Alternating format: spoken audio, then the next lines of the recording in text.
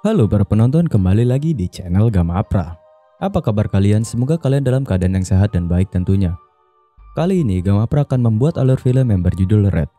Film ini merupakan film dari negara India yang bergenre action yang dirilis pada tahun 2021. Film ini berbahasa Telugu dan dibintangi oleh Ram Poteneni, Niveta Peturaj, Malivika Sharma, Amrita Ayer, dan bintang lainnya. Jadi film ini mengisahkan tentang suatu kasus pembunuhan. Dan pembunuhan ini menyeret kedua orang pelaku yang kembar identik. So, bagaimana untuk kelanjutan dalam film ini? Langsung saja kita menuju ke alur filmnya.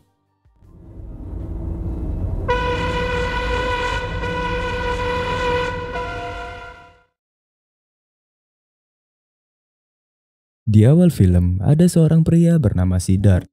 Siddharth merupakan seorang insinyur teknik sipil yang sukses. Kala itu, Siddharth menyukai seorang gadis bernama Mahima. Mahima juga bekerja satu gedung dengan Siddharth, tetapi berbeda lantai. Siddharth yang menyukai Mahima selalu menunggu satu lift dengan Mahima. Dan Siddharth juga selalu mengajak Mahima untuk pergi minum kopi, namun selalu ditolak oleh Mahima. Dan ternyata, Mahima lebih menyukai minum teh dibandingkan kopi. Inilah alasan mengapa Siddharth selalu ditolak oleh Mahima. Setelah itu, mereka berdua pun akhirnya menjalin hubungan.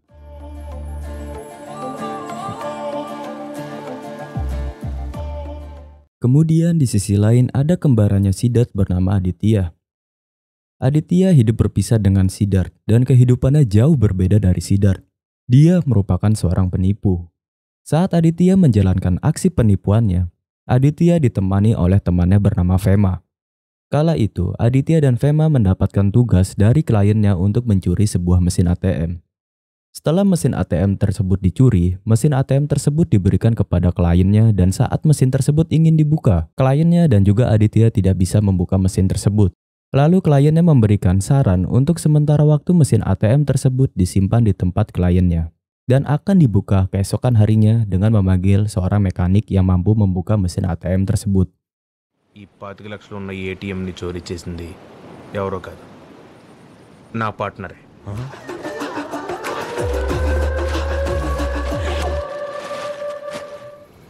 कुदरद Monday afternoon तक कोई मैकेनिक नहीं मिलेगा. Aditya pun tidak percaya begitu saja dengan kliennya. Aditya meminta uang kepada kliennya sebagai jaminan karena Aditya tidak mau tertipu dengan kliennya dan juga meminta kliennya untuk membuka mesin ATM tersebut bersama-sama setelah ada mekanik yang membukanya. Keesokannya, mesin ATM tersebut pun dibuka tanpa dihadiri oleh Aditya dan juga Fema. Kliennya Aditya telah menipu Aditya dan membuka sendiri mesin ATM-nya dan ingin mengambil semua uang yang ada di mesin ATM tersebut. Namun setelah mesin ATM tersebut telah terbuka, ternyata tidak ada uang di dalam mesin ATM tersebut. Klien Aditya pun telah tertipu oleh Aditya. Ternyata Aditya telah menipu kliennya dengan membawa mesin ATM palsu.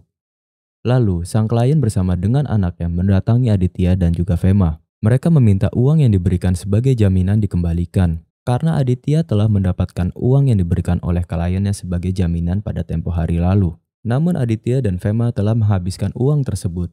Dan pada akhirnya uang yang sudah diberikan tidak bisa dikembalikan lagi. Dan sang klien pun juga tidak bisa melaporkan ke polisi. Karena sang klien juga terlibat dalam pencurian mesin ATM tersebut. మమ్మోస్ లేదు మీద చేసిన dummy machine తో మోసం చేస్తారా పీపాజీ పిలుస్తుంది కదా పోలీస్కి పోతే పప్పాని కూడా మాతో పాటు లోపలేస్తారా కిండర్ జాయ్ ఆప్కా పైసా పూరా కురుకురే पूरा पैसा ఖర్చు పెట్టేశారా? ఎలా రా? Lalu pada suatu malam, Fema dan Aditya mabuk bersama. Di tengah-tengah mereka mabuk, Fema menyesali keadaannya.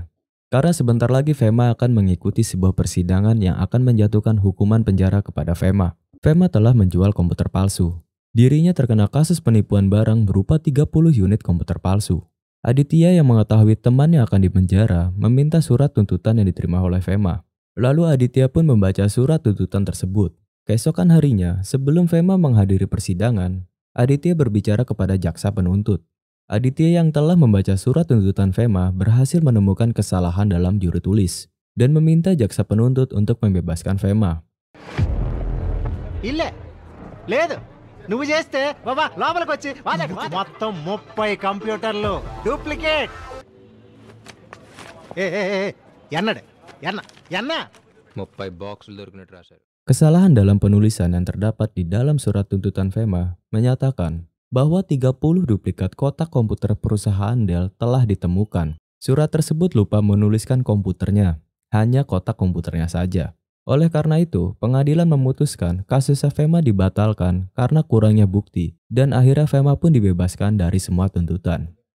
Setelah bebas dari tuntutan, Fema mengajak Aditya untuk mabuk-mabukan. Akan tetapi, sebelum Fema membeli minuman beralkohol, Fema mendapat sebuah telepon dari bosnya. Bosnya Fema yang merupakan preman kampung meminta Fema untuk melunasi hutangnya. Lalu Fema dengan percaya diri akan memberikan uang yang dia simpan di lemari setelah Fema membeli minuman keras. నా birthday date అయినా మర్చిపోతాను కానీ మీ అప్పు తెచ్చేసిన డేట్ ఎలా మర్చిపోతానా రేపటికల్లా మీ డబ్బు మీకు ఇచ్చేస్తానా. Lalu Fema pun pergi ke tempat penjual minuman keras. Di sana, Fema bertemu dengan seorang wanita yang diketahui adalah temannya Fema dan Aditya. Wanita tersebut dipanggil Bibi. Bibi ini juga merupakan seorang penipu sama seperti Aditya dan Fema. Lalu setelah pertemuan tersebut, Fema menceritakan aksi Aditya yang telah membantu dirinya bebas dari penjara. Fema pun tidak menyangka bahwa Aditya begitu cerdas walaupun hanya lulusan menengah. Bibi yang mendengar cerita dari Fema mengutarakan pendapatnya bahwa walaupun si Aditya cerdas, tetapi dirinya kecanduan judi dan tidak bisa mengatur uangnya. Sehingga ketika berjudi Aditya sering lupa waktu. Mendengar itu, Fema teringat dengan uangnya yang disimpan di lemari. Dan pada saat Fema melihat lemarinya, uang yang disimpan di lemarinya hilang. Dan uang tersebut telah dipakai Aditya untuk berjudi. Lalu Fema mengajak Aditya menemui bosnya. Karena uang yang dipakai berjudi sama Aditya adalah uang membayar hutangnya Fema. Lalu bosnya memberikan waktu seminggu untuk mengembalikan uangnya dan jika tidak bisa dikembalikan, maka Fema akan dibunuh. తీసుకెళ్ళి మనుషుల్ని చంపి సముద్రంలో వేయడం కూడా తెలుసు. ఉందా లేదా? ఉందన్నా. Kemudian, Aditya dan Fema mencoba mencari cara mendapatkan uang untuk membayar hutangnya Fema di pasar. Lalu, tiba-tiba ada seorang wanita yang menghampiri mereka berdua. Wanita tersebut bernama Gayatri. Gayatri tiba-tiba menghampiri mereka berdua dan ingin memberikan uang kepada Aditya. Karena Gayatri telah mengetahui bahwa ibunya Aditya sedang sakit dan dia ingin membantu dengan memberikan uang kepada Aditya. Rupanya, Gayatri mengenal Aditya dari ibunya Aditya. Aditya pun merasa heran karena ibunya telah meninggal saat Aditya masih kecil. నా అకౌంట్లో 1,00,000 ఉన్నాయి, అందుకే విత్డ్రా చేద్దామని బ్యాంక్ వచ్చాను. మీరు రేపు వస్తున్నారన్నారే అత్తమ్మ, మీరు అసలే పైలట్ కదా. Lalu Aditya menolak pemberian uang dari Gayatri dan tak lama Gayatri mendapat telepon dari seorang wanita yang mengaku ibunya Aditya.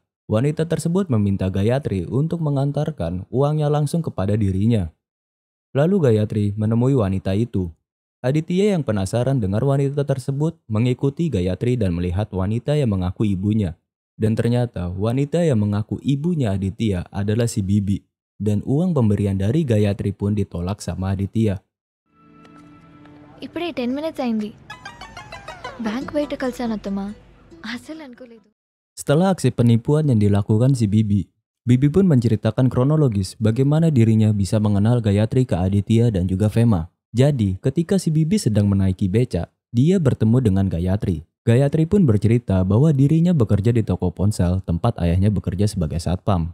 Dan keluarganya ingin Gayatri cepat menikah. Mendengar itu, si Bibi pun mulai aksi penipuannya. Bibi pun bilang ke Gayatri bahwa dia juga sama ingin anaknya cepat menikah dan memberikan foto Aditya ke Gayatri. Si Bibi juga bilang bahwa Aditya adalah seorang pilot. Gayatri yang percaya begitu saja membuat si Bibi makin percaya diri untuk menipu Gayatri. Itulah pengakuan si Bibi tentang Gayatri. Tak lama, ketika si Bibi sedang bercerita, Gayatri menelpon Aditya yang mengatakan bahwa dirinya jatuh cinta pada saat pertama kali melihat foto Aditya yang diberikan sama si Bibi. Namun telepon itu terputus sebelum Aditya mendengar semua kata-kata dari Gayatri. నాన్న కాల్ చేశారు, మిమ్మల్ని అత్తమని నేను కలిసానని చెప్పాను. యాక్చువల్లీ మిమ్మల్ని ఫోటోలో చూడగానే నచ్చేశారు. ఇంత మంచి సంబంధం కుదురుతుందని అస్సలు అనుకోలేదు. నేను చెప్తాను. ఇంట్లో కూడా చాలా హ్యాపీ. హలో హలో కట్ అయిపోయిందా? Kemudian pada suatu malam Gayatri melihat si Bibi sedang asik nongkrong bersama temannya. Lalu Gayatri mendengar si Bibi bercerita kepada temannya bahwa dirinya telah gagal menipu Gayatri. Tanpa sepengetahuan si Bibi, Gayatri telah mengetahui bahwa dirinya telah ditipu. Lalu Gayatri kecewa dan mengadu ke ibunya tentang dirinya yang kena tipu dari seorang wanita. Namun Gayatri masih menyimpan perasaan terhadap Aditya dan menganggap Aditya adalah orang yang baik. Terbukti dari Aditya yang menolak uang dari dirinya. Sementara itu Aditya mendapat teror dari bosnya Fema. Fema telah ditangkap dan akan dibunuh jika Aditya tidak berhasil membawa uangnya. Dengan rasa frustasi, Aditya akhirnya menemui Gayatri untuk meminjam uang kepada Gayatri. Gayatri yang sudah mengetahui bahwa dirinya telah ditipu, masih tetap meminjamkan uangnya karena Gayatri terlanjur cinta kepada Aditya. అమ్మకి సడన్గా సీరియస్ అయింది సర్జరీ చేయాలంటున్నారు డాక్టర్లు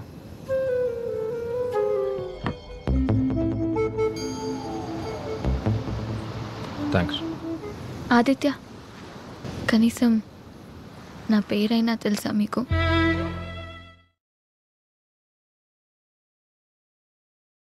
Kemudian berpindah ke Siddharth kembarannya ke Aditya. Jauh berbeda dengan nasib saudaranya yaitu Aditya. Siddharth dengan nyamannya berhasil menjalin hubungan dengan pacarnya bernama Mahima. Mereka pergi berlibur dan menikmati waktu bersama-sama. Hingga mereka berencana akan melanjutkan hubungannya ke jenjang pernikahan.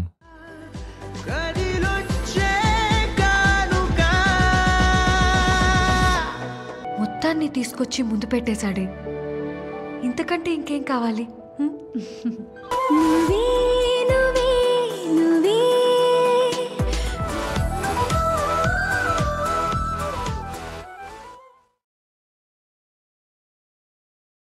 Lalu pada suatu hari di stasiun kereta api, Mahima akan pergi untuk menghadiri pernikahan temannya. Dan di sana juga Siddharth menyusun rencana pernikahan mereka berdua. Pernikahan mereka akan dilakukan setelah Mahima kembali dari pesta pernikahan temannya. తీసుకెళ్ళి పెళ్లి చేసుకుంటాను దాని పెళ్లి గురించి 10 మంది చెప్పుకుంటారు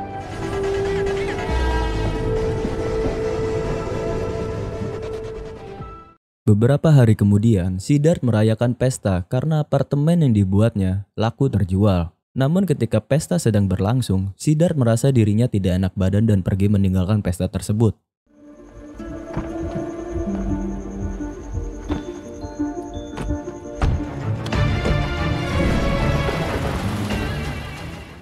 Di sisi yang lain, Aditya masih kebingungan mencari uang tambahan untuk membayar hutang temannya. Dirinya mencoba menghubungi teman-temannya untuk meminjam uang. Tetapi teman-temannya tidak bisa meminjamkan uang kepada Aditya. Aditya pun merasa frustasi dengan keadaan dirinya yang sekarang. Karena jika dia tidak bisa mendapatkan uang, maka temannya akan dibunuh.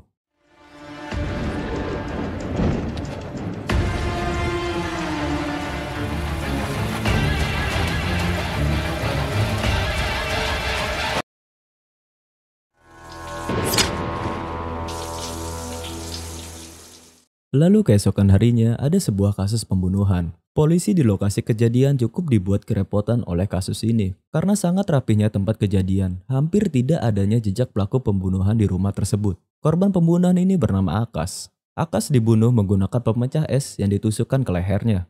Yamini, polisi yang bertanggung jawab atas kasus ini mencari semua yang berhubungan dengan Akas. Dan berkat keterangan sepupu Akas, berangkas milik Akas yang selalu penuh uang kosong tanpa tersisa.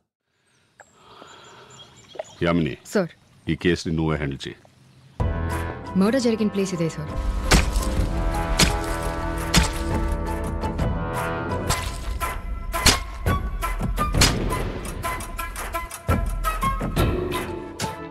లాకర్లో ఎప్పుడు చాలా డబ్బు ఉంటుంది అలాంటిది ఇప్పుడు లేదంటే something has happened Lalu di sisi lain, Aditya berhasil mengembalikan hutangnya Fema. Hutangnya Fema telah dibayar lunas oleh Aditya, dan Aditya juga mengembalikan uang Gayatri yang ia pinjam sebelumnya. Kemudian, kasus pembunuhan terhadap Akas terus berlanjut. Yamini telah mendapat informasi dari tetangga Akas bahwa pada saat malam pembunuhan, tetangga Akas sedang merayakan pesta ulang tahun, dan Yamini mendapat foto selfie dari tetangga Akas. Di dalam foto tersebut, ada sosok pembunuh yang berada di rumah Akas. Sosok pembunuh tersebut mirip dengan Siddharth dan juga Aditya. Lalu, kepala polisi yang bernama Nagendra langsung menargetkan Siddharth adalah pelakunya dan memerintahkan Yamini dan anak buah yang lainnya langsung menangkap Siddharth. Rupanya Nagendra memiliki dendam dengan Siddharth. Dan dengan kasus pembunuhan ini, Nagendra sangat ingin Siddharth ditangkap dan dipenjara. Diketahui bahwa Nagendra memiliki dendam terhadap Siddharth karena Siddharth telah membantu anaknya Nagendra kabur dari rumah dan kawin lari bersama pacarnya. Dan hingga sampai ada kasus pembunuhan ini, anak Nagendra tidak pernah kembali lagi. ఇతను నాకు తెలుసు. ఇతని పేరు Siddharth. Kemudian, Siddharth pun ditangkap di rumahnya. Lalu Siddharth dibawa ke tempat interogasi. Dan Nagendra beserta para polisi menginterogasi Siddharth agar Siddharth mengakui kesalahannya. Namun Siddharth tidak mengerti apa yang terjadi pada dirinya. Di saat Nagendra menanyakan keberadaan Siddharth pada malam pembunuhan, Siddharth pun menjawab bahwa pada malam pembunuhan dirinya berada di tempat pesta untuk merayakan apartemennya yang berhasil terjual. Setelah itu, Siddharth pulang karena lagi gak enak badan. Namun di tengah jalan, ban mobil yang dipakai Siddharth bocor. Lalu Siddharth mencari bantuan karena dirinya tidak membawa dongkrak mobil. Lalu sekian lama menunggu bantuan, ada supir taksi yang lewat dan menawarkan bantuan ke Siddharth. Itulah pengakuan Siddharth kepada Nagendra. Namun dengan pengakuan dari Siddharth, Nagendra tetap tidak percaya dan memukuli Siddharth. Lalu Nagendra memberikan sebuah foto yang ditemukan kepada Siddharth yang merupakan foto pelaku yang mirip dengan Siddharth. Setelah itu, Nagendra mengancam Siddharth bahwa hidup dan karirnya sudah tamat.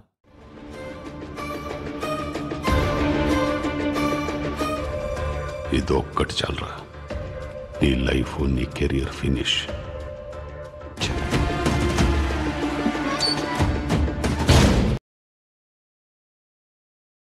Setelah mengancam, Nagendra pun pergi meninggalkan Siddharth dan mengunci Siddharth di ruangan interogasi.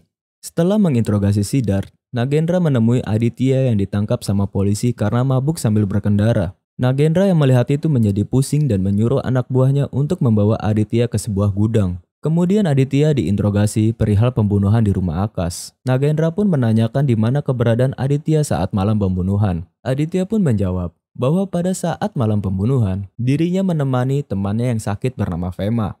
Setelah pengakuan tersebut, Nagendra pergi dari ruangan dan dilanjutkan lagi interogasinya dengan para polisi yang lain.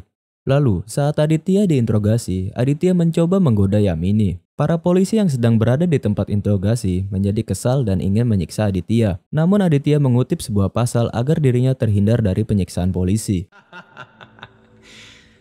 Rigorous imprisonment. Katina karagara siksha. Any form of torture, cruel, inhuman or degrading treatment is prohibited by the court of law. ఒక్కడం కూడా వదలలేదు.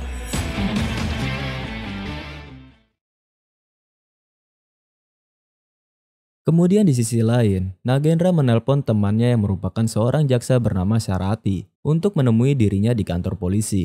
Setelah itu, Nagendra memperlihatkan Sarati dengan Siddharth dan juga Aditya. Lalu Nagendra meminta bantuan ke Sarati untuk membantunya agar bisa menghancurkan hidupnya Siddharth. Sarati pun mempertegas bahwa keadaannya sangat sulit dikarenakan ada orang yang mirip Siddharth. Jika saja Aditya ditemukan lebih dahulu daripada Siddharth, maka urusannya bisa mudah. Karena tinggal dibunuh saja Aditya dan langsung menjebak Siddharth atas pembunuhan Akash.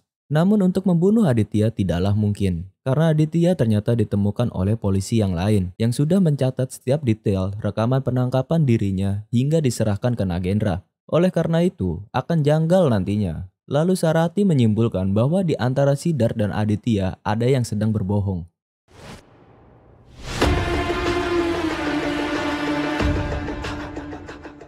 Kemudian, Nagendra mendapatkan waktu 2 hari untuk menyelesaikan kasus pembunuhan tersebut. Dan di hari pertama, Nagendra memerintahkan Yamini dan para anggota polisi lainnya untuk mencari bukti-bukti mengenai Siddharth dan Aditya. Yamini dan para anggota polisi lainnya mendatangi Siddharth dan menyuruh Siddharth untuk membuka bajunya. Lalu nampaklah bekas luka di lengan kanannya. Polisi pun curiga dan menanyakan luka yang ada di lengan kanan Siddharth. Siddharth pun menjawab bahwa luka tersebut adalah luka dari tongkat di lokasi konstruksi.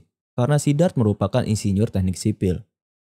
Lalu berpindah ke Aditya. Saat Aditya membuka bajunya, sama seperti Siddharth ada luka yang sama di lengan sebelah kanannya. Yamini pun menanyakan ke Aditya tentang luka tersebut. Aditya pun menjawab bahwa luka tersebut bekas jatuh dari sepeda. Perlu diketahui bahwa pada saat pembunuhan Akash sempat melakukan perlawanan terhadap si pembunuh. Dan itu berarti di antara Siddharth dan Aditya lah pembunuhnya. Kemudian, setelah kurangnya bukti yang kuat, Yamini dan para anggota polisi yang lainnya menemui orang-orang terdekat Akash. Ketika para polisi menanyai dan memberikan foto yang mirip Siddharth dan Aditya, orang-orang tersebut tidak mengenal foto yang ditunjukkan oleh polisi. Job ఏదైనా వాళ్ళ నాన్న మంత్లీ డబ్బులు పంపిస్తుంటారండి. బయటికి వెళ్ళడం చాలా తక్కువ. ఎప్పుడు చూసినా వీడియో గేమ్స్ ఆడడం, అప్పుడప్పుడు గిటారు. గంటల కొద్దీ కంప్యూటర్ ముందే ఉండేవారు సార్. లేదు సార్. చూడలేదు.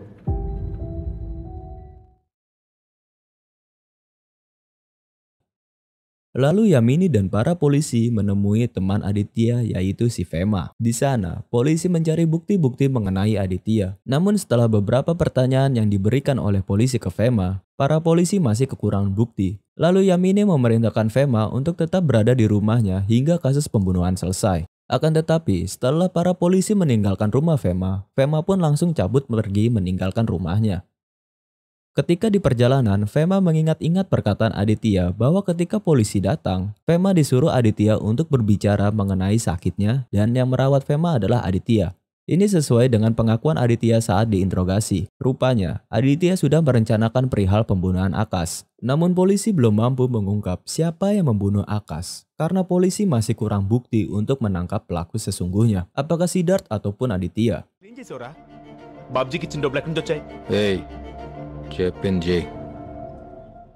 Kemudian, Nagendra yang belum mampu mengumpulkan bukti kuat untuk membuat Siddharth di penjara menjadi sangat kesal dan meminta Yamini untuk tetap menyelidiki kasus pembunuhan Akash. Lalu, ketika Yamini sedang memikirkan cara untuk mengungkap kasus pembunuhan Akash, ada telepon masuk dari tim forensik yang mengatakan bahwa tim forensik telah mengumpulkan sampel rambut dari TKP dan telah mengetes DNA-nya dengan sampel rambut milik orang-orang terdekat Akash. Namun tim forensik tidak menemukan kecocokan dari DNA sampel rambut yang ditemukan di TKP dengan sampel rambut milik orang-orang terdekat Akash. Lalu tim forensik meminta Yamini untuk memberikan sampel rambut milik Siddharth dan juga Aditya agar dicocokkan dengan DNA sampel rambut yang ditemukan sama tim forensik. Sampel rambut Siddharth dan Aditya pun dikirimkan langsung saat itu juga di hari pada malam pertama. Kemudian, keesokan harinya di hari kedua, petugas forensik menelpon Yamini untuk datang ke tempat forensik. Setelah Yamini datang, di tempat forensik Yamini diberitahukan oleh petugas forensik bahwa sampel rambut yang diberikan cocok dengan DNA sampel rambut yang ditemukan di TKP. Namun tim forensik kebingungan karena ada dua tersangka. Rupanya, DNA sampel rambut dari Siddharth dan Aditya sama, yang mengartikan bahwa Siddharth dan Aditya adalah kembar identik yang hidup dari satu sel telur. Lalu barang bukti yang berupa sampel rambut Siddharth dan Aditya pun tidak berguna. Yamini dan petugas forensik pun tidak berhenti begitu saja. Mereka berdua pergi ke rumah Akash untuk mencari sidik jari. Walaupun kembar identik, sidik jari akan berbeda antara Siddharth dan juga Aditya. Kemudian, karena kebodohan petugas forensik, sidik jari yang seharusnya ditemukan malah hilang karena tersiram kopi dari petugas forensik yang membuang air kopi ke tembok yang ada sidik jari milik pelaku pembunuhan.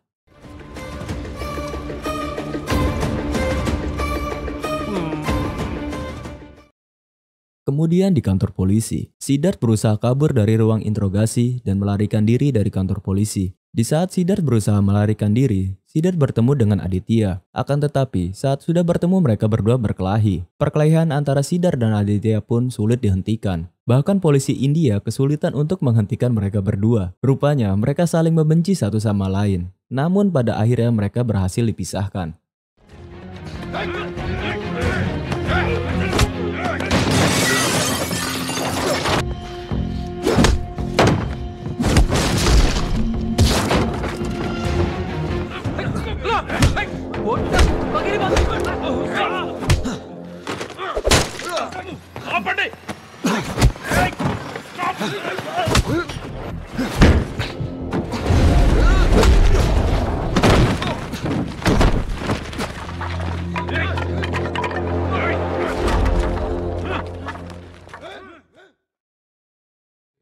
ఇద్దరికి ఒకళ్ళకొకళ్ళు ముందే తెలుసు.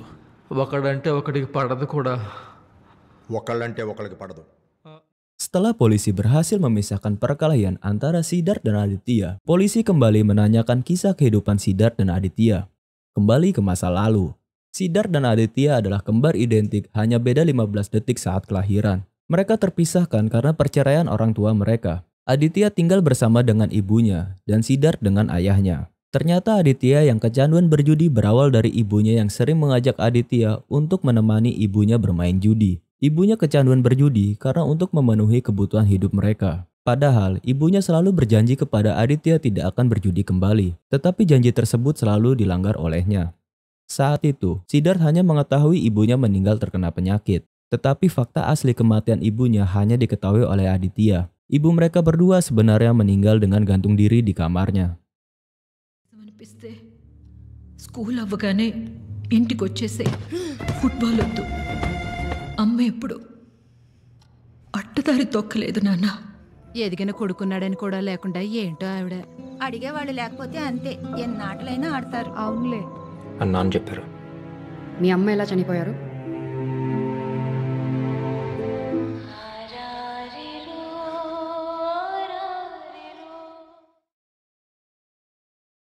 Setelah kematian ibu mereka berdua, Aditya tinggal dengan ayahnya. Tetapi Aditya tidak pernah mendapat perlakuan seperti Siddharth dapatkan. Ayahnya tidak menganggap Aditya anaknya, dan Siddharth tidak pernah menganggap Aditya saudara kandungnya. Dan mengapa Aditya begitu pintar? Aditya sempat berkuliah hukum namun tidak sampai tuntas. Dan motivasinya adalah Siddharth. Aditya selalu ingin mengungguli Siddharth dalam hal apapun. Dan Aditya selalu mengikuti Siddharth dimanapun dia berada. Lalu, di suatu ketika saat Siddharth pulang dari kantor, dia bertemu dengan Aditya di rumahnya. Setelah pertemuan itu, Siddharth mencoba mencari cincin untuk pernikahannya dengan Mahima. Namun cincin tersebut hilang. Lalu Siddharth menelpon polisi dan menuduh Aditya adalah pencurinya. Setelah Aditya mendapatkan hukuman dari polisi karena telah mencuri, Aditya menelpon Siddharth dan memberitahukan keberadaan cincin tersebut. Ternyata, saat Aditya berada di rumah Siddharth, Aditya sedang mencari foto ibu mereka.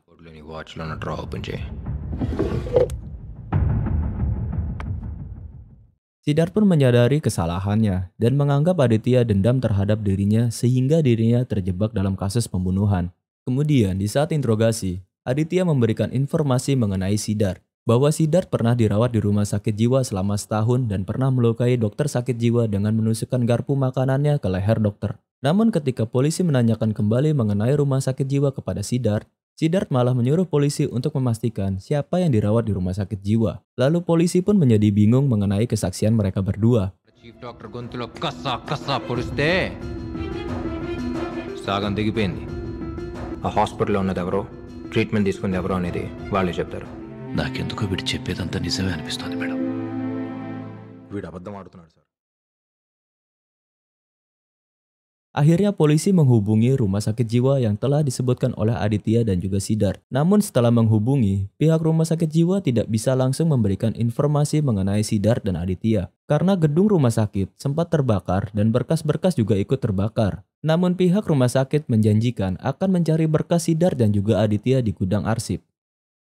Lalu sambil menunggu kabar dari rumah sakit jiwa, Yamini dan para polisi lainnya pergi ke rumah Siddharth untuk mencari barang bukti. Di sana, Yamini menemukan bahwa ban mobil milik Siddharth memang ada yang bocor. Dan itu berarti pengakuan Siddharth bahwa ban mobilnya bocor itu benar. Lalu, setelah dari rumah Siddharth, Yamini mendapat informasi dari rekannya bahwa rekannya meyakini Aditya lah pelaku pembunuhan Akash.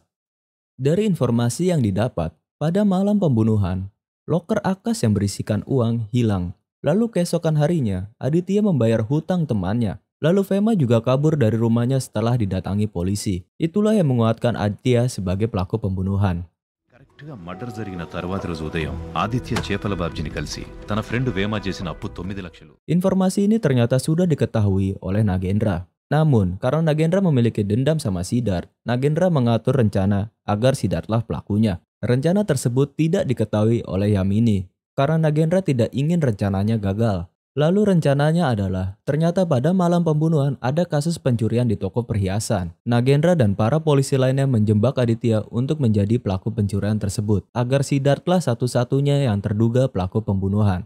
Saat Aditya disuruh untuk menempelkan sidik jarinya di tempat TKP, Aditya menolak lalu Nagendra mengancam Aditya dengan kasus pembunuhan Akash. Bahwa Nagendra sudah mengetahui bahwa Aditya lah pelakunya karena saat malam pembunuhan, loker milik Akash yang berisikan uang hilang. Dan keesokan harinya Aditya membayar hutang temannya. Aditya yang mendapat ancaman tersebut memberitahukan bahwa saat malam pembunuhan, dirinya bermain poker setelah mendapat pinjaman uang dari Gayatri. Dan dia memenangkan permainan poker tersebut. Sehingga Aditya Aditya mendapat uang yang banyak dari bermain poker. Lalu setelah mendapat uang, Aditya membayar hutang temannya yaitu si Vema. Itulah pengakuan dari Aditya.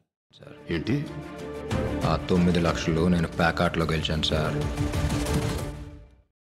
Kemudian, Nagendra menemui penjaga tempat permainan poker dan menanyai tentang Aditya. Lalu penjaga tersebut bilang bahwa memang benar Aditya pada malam pembunuhan dirinya sedang bermain poker dan memenangkan permainan tersebut. Lalu dengan kesaksian itu, akhirnya Nagendra memutuskan bahwa Siddharth lah pelakunya. Namun ada sebuah informasi lagi bahwa supir taksi yang menolong Siddharth saat ban mobilnya bocor datang ke kantor polisi. Lalu Nagendra yang menemui sopir taksi tersebut mendapat kesaksian bahwa memang benar supir taksi tersebut telah menolong Siddharth saat malam pembunuhan. Nagendra pun menjadi bingung dan menemui Sarati untuk meminta pencerahan. Di sana Sarati menjabarkan kasus pembunuhan Akash, bahwa pada saat malam pembunuhan Aditya bermain poker, jadi bukanlah Aditya yang membunuh Akash. Dan supir taksi yang melihat ban mobil Siddharth bocor lalu membantunya pada malam pembunuhan. Jadi bukan Siddharth lah pembunuh Akash. Sarati pun menyimpulkan bahwa tidak ada jalan lain selain menghadirkan Siddharth dan juga Aditya di pengadilan agar pengadilan yang akan memutuskan kasus pembunuhan Akash.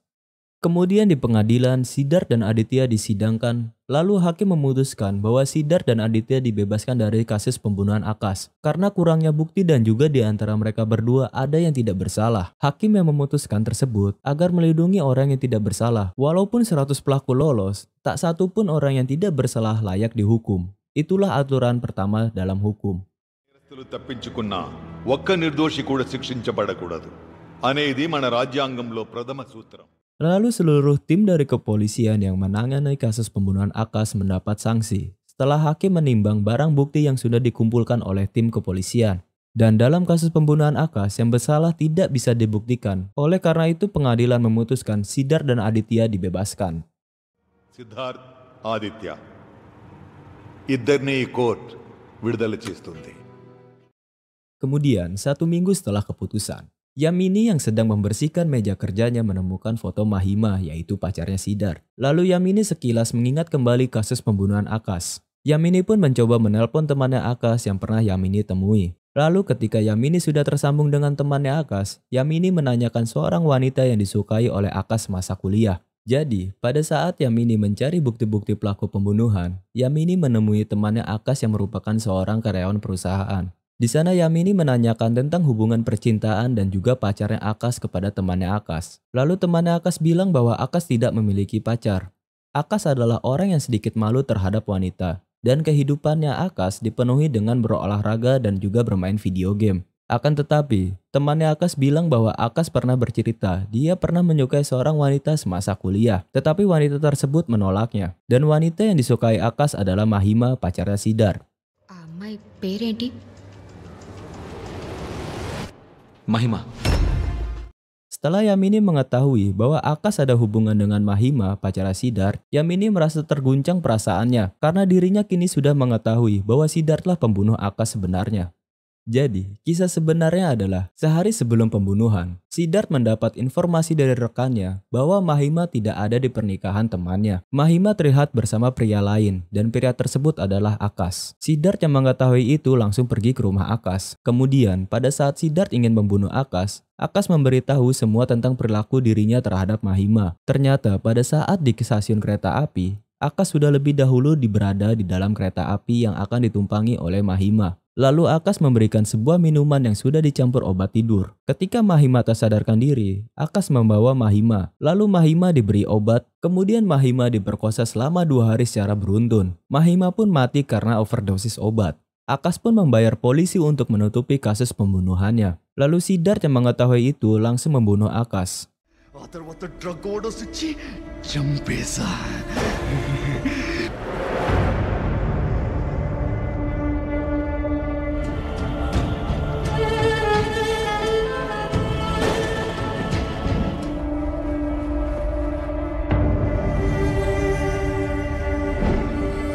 Drugs inject చేసి 2 రోజులు నా కసి తీర్చుకున్నా.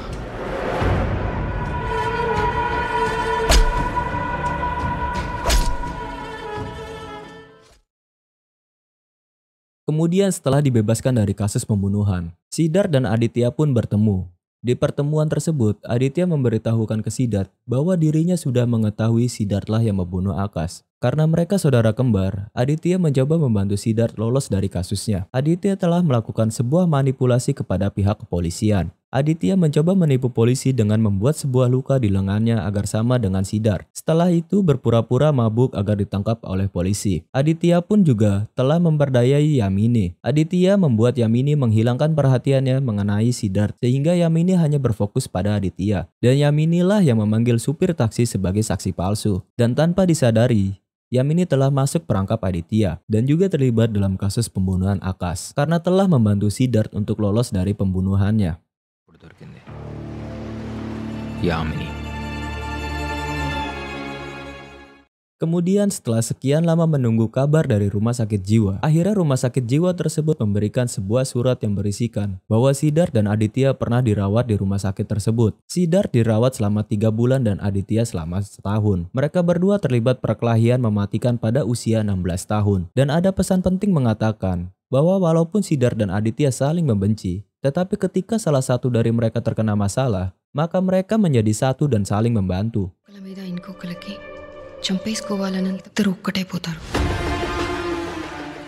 Kemudian di akhir pertemuan Aditya dan Siddharth, Aditya menjelaskan mengapa dirinya membantu Siddharth karena dirinya selalu teringat dengan ibunya yang selalu mengingat Siddharth, dan bila mungkin ibu mereka masih hidup, ibu mereka menginginkan Aditya untuk membantu Siddharth. Lalu sebelum mereka berdua berpisah, Siddharth memberikan sebuah foto ibu mereka ke Aditya. Film ini diakhiri dari Siddharth yang pergi ke luar negeri dan membayangkan kenangan terindah bersama Mahima.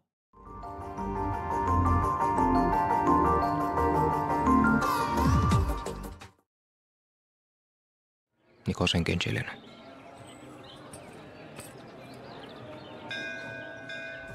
మౌనంగా ఉన్నా నీతో 7 bulan kemudian, beberapa petugas investigasi setuju untuk tampil dalam sebuah film dokumenter tentang pembunuhan itu. Salah satu petugas menyebut kasus ini belum pernah terjadi sebelumnya, dan kasus ini belum terungkap siapalah pembunuh aslinya. తెలీదు.